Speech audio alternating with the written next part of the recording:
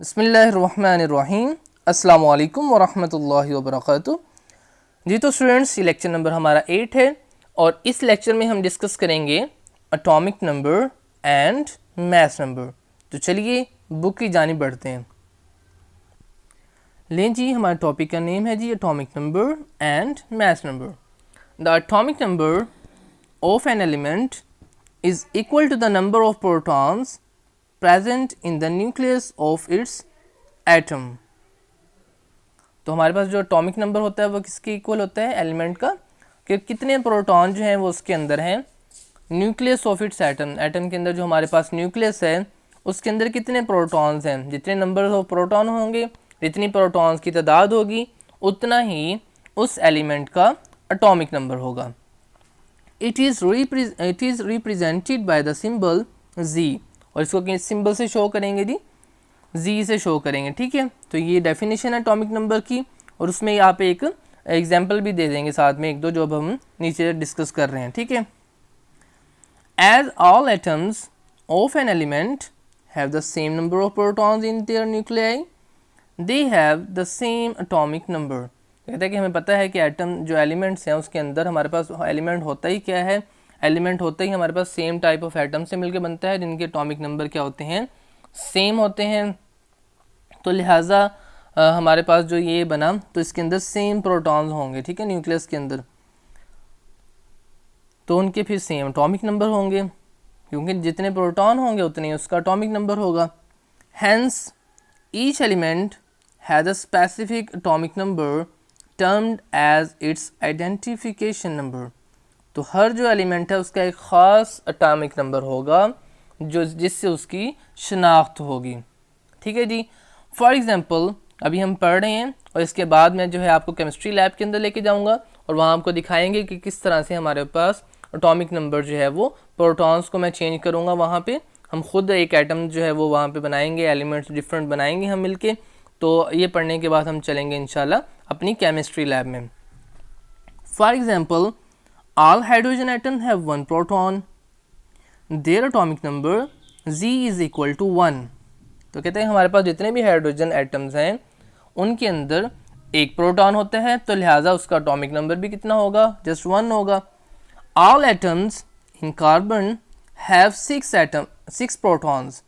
तो कार्बन के अंदर जो एटम, अपना कार्बन का जो एटम होता है उसके अंदर 6 प्रोटॉन होते हैं। तो अब इसका जी एटॉमिक नंबर कितना होगा? 6 होगा जी। Their atomic number is Z is equal to 6। Similarly in oxygen all atoms have 8 protons having atomic number Z is equal to 8, and sulphur having 16 proton shows atomic number Z is equal to 16। तो जी देखें, simple सी बात थी कि हमारे पास atomic number क्या होगा? जितने उसके अंदर प्रोटॉन होंगे हमारे पास उतना ही उसका एटॉमिक नंबर होगा। उसके बाद हम बढ़ रहे हैं जी मैथ नंबर की जानिब। अब जी मैथ नंबर क्या है? The mass number is the sum of numbers of protons and neutrons present in the nuclei of an atom. अब देखिए, प्रोटॉन की तो समझ आती है कि इसके ऊपर जो है हमारे पास प्लस का चार्ज होता है और इसका कोई जो है वो हमारे पास मैथ भी होता है। ठीक है, इसका। अब न्यूट्रॉन जो है, तो न्यूट्रॉन के बारे में हमारे पास इस पर न्यूट्रल होता है, कोई चार्ज नहीं होता, तो इसका ये मतलब नहीं है कि इसका कोई मैथ भी नहीं होता, तो इसका जो है मैथ हमारे पास होता है। ठीक है, न्यूट्रॉन का। तो लिहाजा न्यूट्रॉन के मैथ को और प्रोटॉन के मैथ को हमने क्या करना है? सम कर, अपना जो सम करना है, तो हमारे पास क्या आ जाना है? Math number. अब इनका होता कितना कितना है मैथ? हम इसे लेते हैं 1 AMU, 1 एटॉमिक मैथ यूनिट इन्हें लेते हैं। ठीक है, it is represented by the symbol A। तो लिहाजा इनके हम जो है मैथ्स ले लें या फिर इनके क्या ले लें? नंबर्स ले लें, तो एक ही बात है। तो फिर क्या है हमारे पास मैथ्स नंबर क्या होगा कि हमारे पास हम देखेंगे कि इसके अंदर कितने प्रोटॉन हैं न्यूक्लियस के अंदर और कितने न्यूट्रॉन हैं। ठीक है, तो उनको हम ऐड अप करेंगे, सम करेंगे उन नंबर्स को, तो हमें क्या मिल जाएगा? मैथ्स नंबर, जिसको हम रिप्रेजेंट करेंगे A से। और नंबर ऑफ न्यूट्रॉन्स हैं, चूँकि न्यूट्रॉन्स हैं तो लिहाजा उसको स्मॉल n से शो किया है। It is calculated as A is equal to Z plus N, where N is the number of neutrons। उसके बाद है जी each proton and neutron has 1 AMU। तो AMU क्या है हमारे पास? एटॉमिक मास यूनिट है, जो कि हम नेक्स्ट इंशाल्लाह डिस्कस करेंगे भी।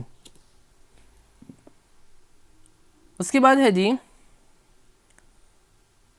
For example hydrogen atom has 1 proton and no neutron in its nucleus. तो हमारे पास जो हाइड्रोजन एटम होता है उसके अंदर एक प्रोटॉन होता है लेकिन उसके अंदर न्यूट्रॉन नहीं होता। Its mass number is equal to 1 + 0 is equal to 1। ठीक है जी, तो हमारे पास उसका जो मास नंबर हुआ वो कितना हुआ हमारे पास 1, क्योंकि उसके अंदर प्रोटॉन है, न्यूट्रॉन है नहीं, तो न्यूट्रॉन 0, तो 1 + 0 is equal to 1। Carbon atom has 6 protons and 6 neutrons. तो कार्बन के अंदर 6 प्रोटॉन 6 न्यूट्रॉन होते हैं, जो कि अभी हम केमिस्ट्री लैब के अंदर जाने वाले हैं, तो वहाँ पे मैं आपको शो भी करवाऊंगा। तो उनका जो मास नंबर आप देखेंगे वहाँ पे लिखा होगा वो 12 होगा। Hence its mass number A is equal to 12. Atomic number and masses of the number of a few elements are given in the table. तो जी टेबल हम बाद में देखते हैं, पहले जो है आपको हम केमिस्ट्री लैब लेके चलते हैं और वहाँ पे दिखाते हैं कि किस तरह से हम जो है वो एलिमेंट बनाते हैं। तो चलिए जी केमिस्ट्री लैब चलते हैं। नहीं जी, हम अपनी लैब के अंदर आ गए हैं। ये देखें इधर ये मास नंबर शो करेगा, आपके पास जो बैलेंस नज़र आ रहा है, और ये नेट चार्ज। तो अब सबसे पहले हमने पढ़ा कि हाइड्रोजन के अंदर हमने पढ़ा कि 1 प्रोटॉन होगा। ठीक है जी, न्यूक्लियस के अंदर। तो ये देखें मैं न्यूक्लियस के अंदर 1 प्रोटॉन को पुट कर रहा हूँ। तो जैसे 1 प्रोटॉन हमने पुट किया तो हाइड्रोजन लिखा आ गया। ठीक है, और साथ में प्लस का देखें आयन है, तो लिहाजा एक इलेक्ट्रॉन भी होता है। ठीक है, इलेक्ट्रॉन की फ़िलहाल चूँकि बात नहीं कर लेते। तो ये देखें जी हमारे पास क्या आ गया इसका हाइड्रोजन, और इसका जो मास नंबर है देखें 1 शो हो रहा है। ठीक है आपके पास। और उसके बाद हम बढ़ते हैं नेक्स्ट। अब नेक्स्ट है हमारे पास कार्बन के अंदर क्या होंगे जी 6 न्यूट्रॉन और 6 प्रोटॉन। तो देखें पहले 6 प्रोटॉन पुट किए। देखिए पहले जैसे मैं आप देख रहे हैं प्रोटॉन में चेंज कर रहा हूँ, तो हमारे पास यहाँ पे जो है वो राइट हैंड साइड पे सबसे ऊपर आपको नज़र आ रहा होगा। अब He हो गया। जैसे एक और प्रोटॉन करूँगा तो वहाँ देखें लिथियम Li हो गया। ठीक है, ऐसे ही नेक्स्ट प्रोटॉन किया तो हमारे पास बेरिलियम हो गया। ठीक है, और इसके बाद मैं 5th वाला करूँगा, और जैसे जैसे देखें प्रोटॉन चेंज कर रहा हूँ, एटॉमिक नंबर चेंज हो रहा है, हमारे पास जो एटम है वो भी क्या हो रहा है चेंज हो रहा है। अब बोरोन आ गया, और उसके बाद हमें पता है कि कार्बन के अंदर 6 होते हैं, तो ये जैसे पुट किया तो देखें 6 आ गया। और ये देखें आपको तो ये इस तरफ जहाँ मास नंबर लिखा हुआ है तो आपको वहाँ पे 6 नज़र आ रहा होगा, लेकिन हमारे पास इसमें कितने न्यूट्रॉन होते हैं। जैसे जैसे हम 6 न्यूट्रॉन पुट करेंगे तो 6 प्रोटॉन और 6 न्यूट्रॉन, तो ये मास नंबर देखें बढ़ता जा रहा है। जैसे जैसे मैं एक न्यूट्रॉन बढ़ा रहा हूँ, मास नंबर 10 है। अब देखिए जैसे मैंने बढ़ाया दाएं तरफ नीचे नीचे जहाँ आपको बैलेंस नज़र आ रहा है, एक 11 हो गए जी, और ये कितने हो गए 12। अब हमारे पास इसके अंदर 6 प्रोटॉन और 6 न्यूट्रॉन है, तो एटॉमिक नंबर 6 और उसके बाद न्यूट्रॉन नंबर 6। ठीक है, तो 6 + 6 12। तो देखिए मास नंबर कितना आ गया जी 12, और इसके अंदर 6 इलेक्ट्रॉन भी होंगे।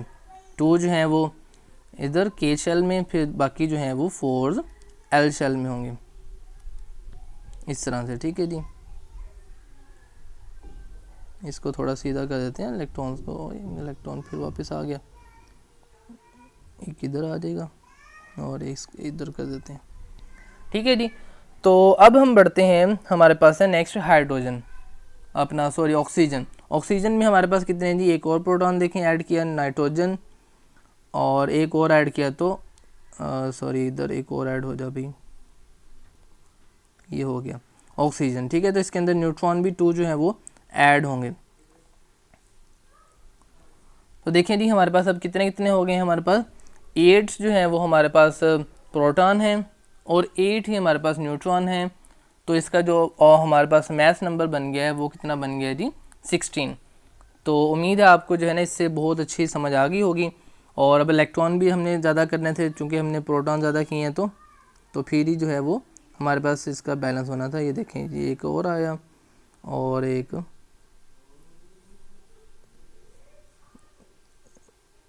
ये आ गया। ठीक है, अब जो है वो न्यूट्रल एटम हुआ है। तो इस तरह से हमारे पास एटॉमिक नंबर और मास नंबर, यानी कि जितने हम प्रोटॉन देखें, एक और प्रोटॉन में यहाँ से पुट करूँगा तो हमारे पास नेक्स्ट जो है फ्लोरीन बन गया। यानी हमारे पास प्रोटॉन चेंज करने से उसका एटम ही चेंज हो जाता है एटॉमिक नंबर चेंज करने से। और जैसे ही हम न्यूट्रॉन को ऐड करते हैं तो हमारे पास क्या हो जाता है जी, उसका मास नंबर चेंज हो जाता है। तो चलिए अब बुक की जानिब बढ़ते हैं और देखते हैं उसने टेबल के अंदर कौन कौन से एलिमेंट्स के हैं एटॉमिक नंबर जो है वो दिए हुए हैं। लेकिन जी अब हम टेबल की जाने बढ़ते हैं। यहाँ पे देखें लिखा हुआ है कि जनाब सम एलिमेंट्स के नेम लिखे हुए हैं और उसके बाद जो है हमारे पास उनके नंबर ऑफ़ प्रोटॉन्स। तो देखें सबसे पहले हाइड्रोजन को डिस्कस करते हैं, जिसके ऊपर मैं जो है वो इस तरह लगा रहा हूँ रेड से, वो ज़्यादा इंपॉर्टेंट है, ठीक है। उसके बाद है हमारे पास ये 19 वाला, 23 वाला और 39 वाला।